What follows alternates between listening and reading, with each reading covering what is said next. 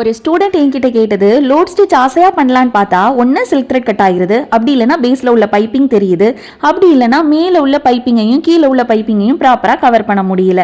இதுக்கு ஒரு டிப்ஸ் சொல்லுங்க அப்படின்னு அதை பார்த்துடலாம். இது நம்மளோட ஆரி சேனலில் டே 250. அதில் இந்த பைப்பிங் எப்படி ஃபிக்ஸ் பண்ணணும்னு லாஸ்ட் வீடியோவில் கொடுத்துருக்கேன். ஒன்ஸ் வந்து செக் பண்ணிக்கோங்க. இப்போ இதுக்கு சில்க் த்ரெட் வந்து டபுள் லேயராக எடுத்துக்கோங்க. லாங் ஸ்டிச் லாக் ஸ்டிச் மெத்தடில் தான் நம்ம ஸ்டிச் வந்து பண்ணுறோம்.